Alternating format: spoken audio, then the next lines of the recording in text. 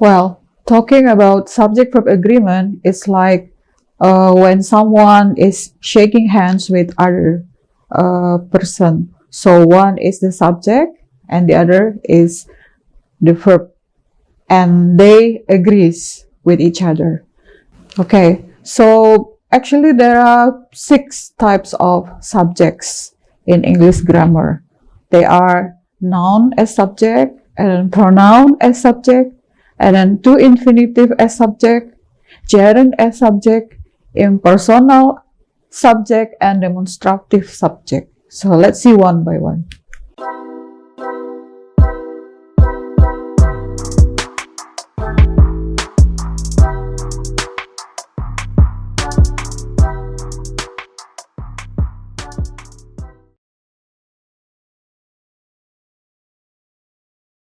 Okay, the next type of subject is called demonstrative subject. Demonstrative subject is the subject that show a point on something, like this and these, that and those. What is the difference between this and this? So this is to point the thing that is near us, but it is singular. In other way, these is to point the things that are also near, but they are plural. So the sentence example will be, this book is expensive. These books are expensive. You see the difference? This book is expensive.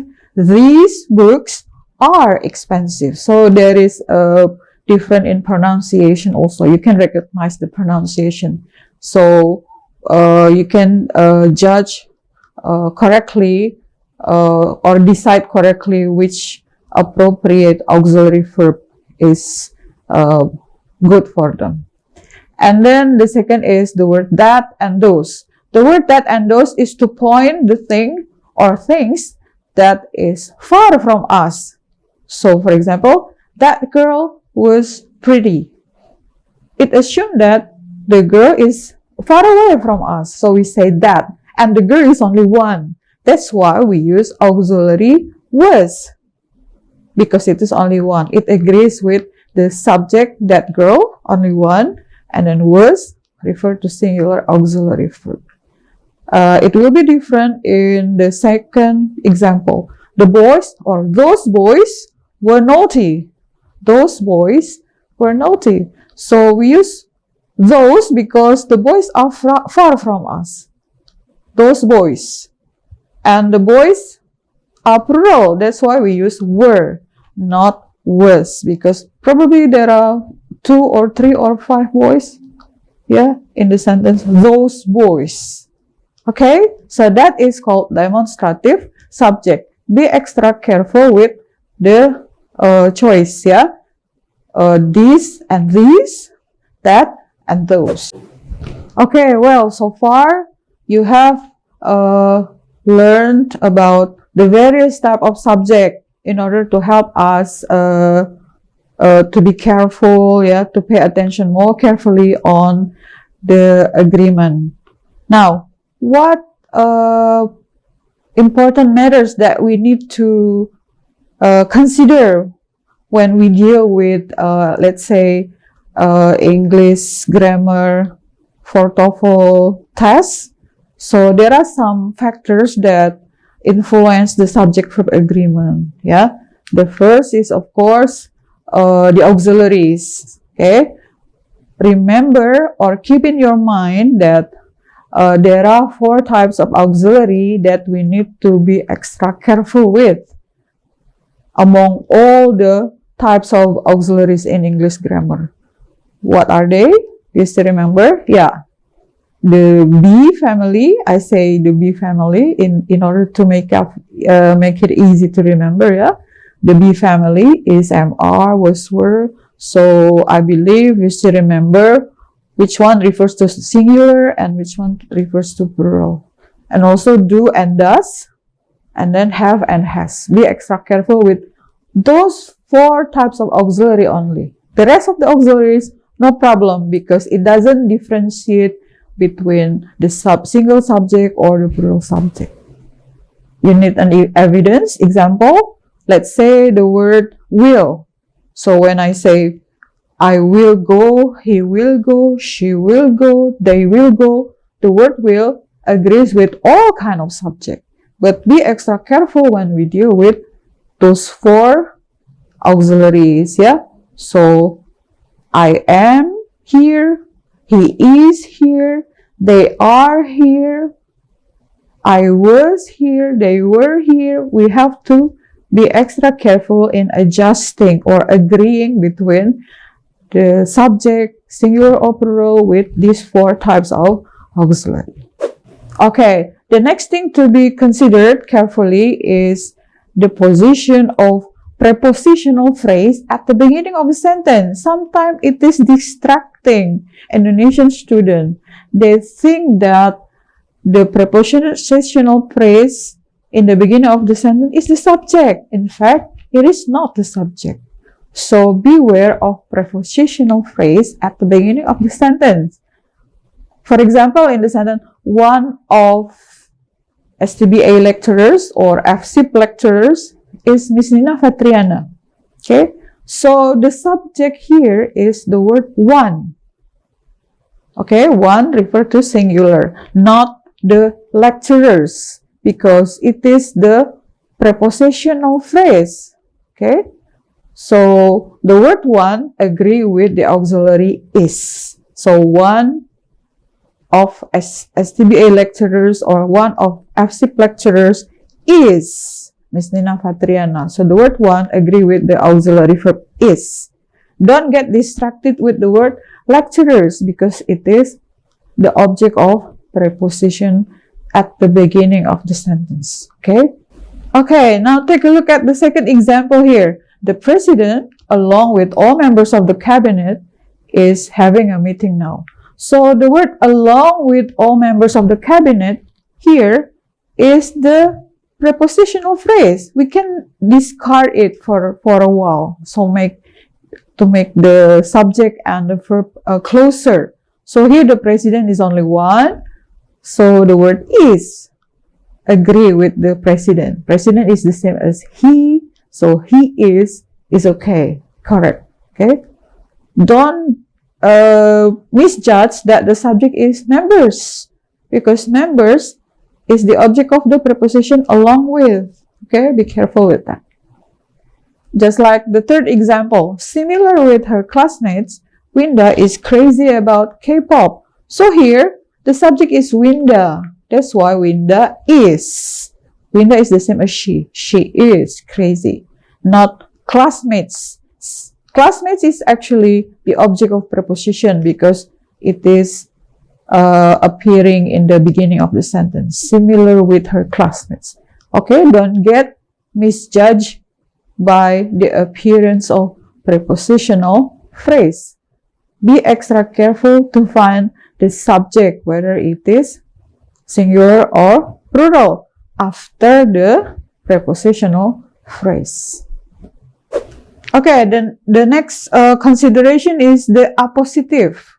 Okay, appositive is actually an extra information inserted or attached to the noun that is needed to be explained. Okay, for example, in the sentence, the film which I watched last night on the theater will be performed on TV tonight.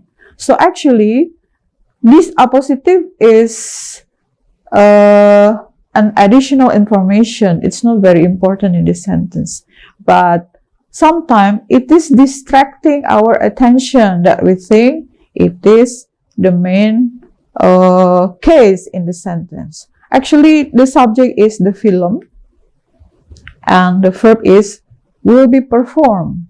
So subject verb agreement is okay here. Now take a look at the position of appositive. Sometimes appositive is inserted between the subject and the verb. Yeah, and sometimes it takes long series of words so that students of grammar student get distracted by this. Just focus on the subject and the verb. Appositive can be discarded for a while to make the subject and the auxiliary get closer, and it is easier for us to judge whether this agree or doesn't agree. Yeah, whether the subject and the auxiliary agree or doesn't agree. Sometimes appositive also happen after the verb, just like in the sentence, yeah, the second sentence. I like it simple, with or without additional ornaments. So this appositive is put after the verb, so there is no problem in judging whether the word I and the word like agree with each other or not. Yeah, so this is the position. Actually, we can discard it for a while to make it simple sentence. Yeah, so it is easier for us to recognize which one is the subject and which one is the verb. Do they agree with each other or not? Okay, and sometimes appositive also appears in the beginning of the sentence. Usually it is ended with comma, like this, okay? Not knowing what to do, I just keep silent. So the word not knowing what to do is additional information. We can discard it for a while. So the sentence becomes simpler. So we can focus on the subject and verb agreement somewhere around here. The subject is I and then keep silent. So the sentence is the agreement of the sentence is okay. It will be wrong if the sentence is I just keeps silent, keeps with S. That's wrong, okay? Because I usually with verb 1 or do, okay? Okay, the next case dealing with subject-verb agreement is inversion. So we have to be extra careful when there is inversion. What is inversion actually?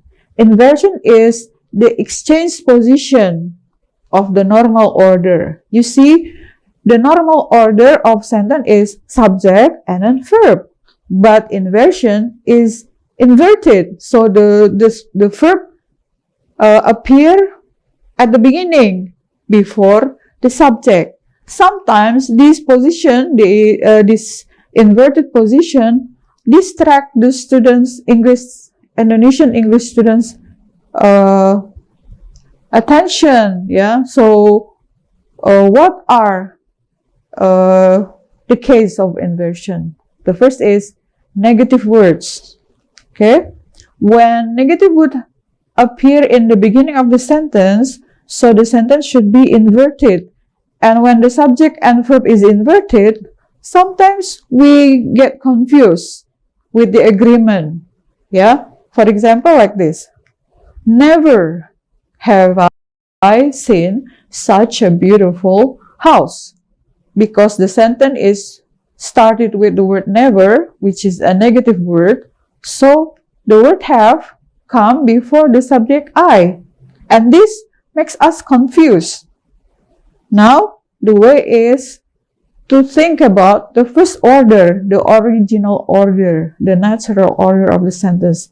It will become a beautiful house. I have never seen, yeah, I have never seen such a beautiful house.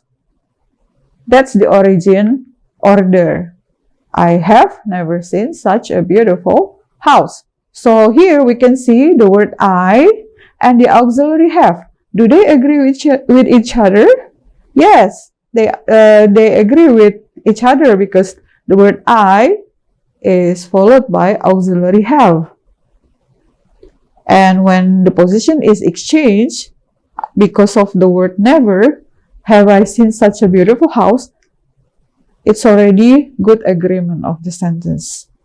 It will be wrong if we say, never has I seen such a beautiful house. Why? Because the word has doesn't agree with the subject I. Okay. Next, the inversion is also caused by prepositional phrase in the beginning of the sentence. For example, the word there. Okay, there. There is a beggar outside the door. The word there is prepositional phrase, which is in the beginning of the sentence. That's why the order is inverted. The word is appear first and then the word beggar appears next as the subject. This sentence actually has the original or the natural order, which says a beggar is outside the door. A beggar is outside the door. When we have the word there, so the position is exchanged. There is a beggar outside the door. Since the beggar is only one, so we use the auxiliary is, and these agree with each other. It will be wrong when we say there is beggars outside the door. Okay? Because beggars refers to they. It should be there are beggars outside the door. Okay? Be extra careful with this spot. When the word there, take a look at the noun following. Is it singular or plural? So we can judge which one of the auxiliary verb is appropriate for this. Okay? And the last case of inversion is conditional sentence. Okay? I need to remind you about this conditional sentence when you learn grammar, intermediate grammar class. Okay? So there are 3 types of conditional sentence, right? Okay. When there is a conditional sentence and it is inverted, so students get confused. Why? Because some of the element is omitted from the sentence. Take a look at the example here. Were I the president, I would focus on eradicating poverty.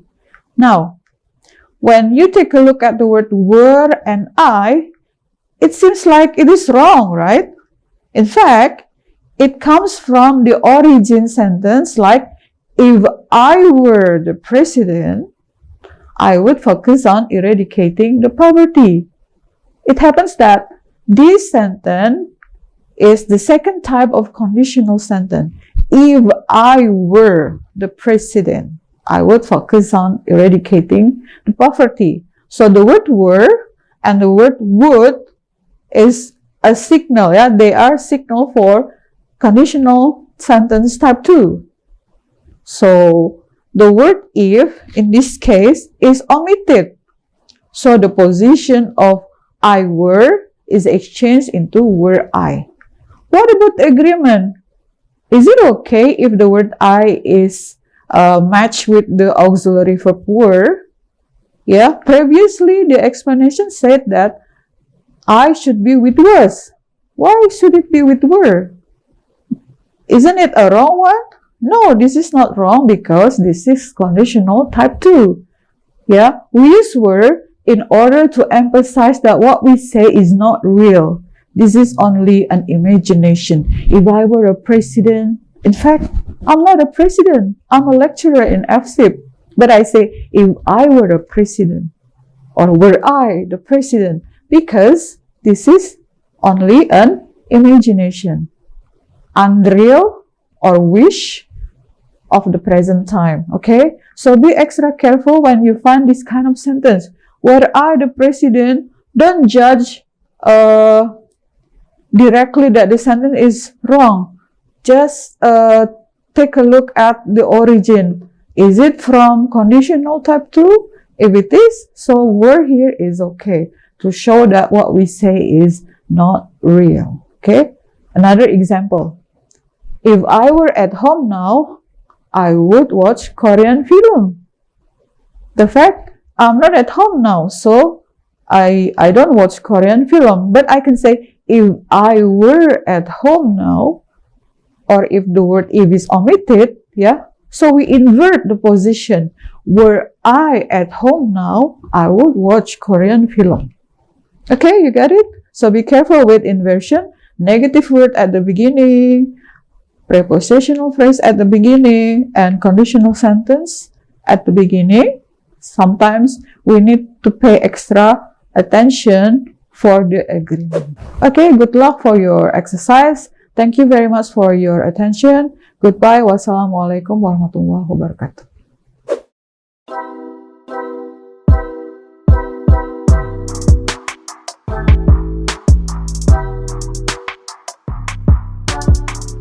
Terima kasih sudah menyaksikan video pembelajaran ini. Jangan lupa like, komen dan subscribe, serta nyalakan tanda loncengnya agar kalian tidak ketinggalan informasi update lainnya.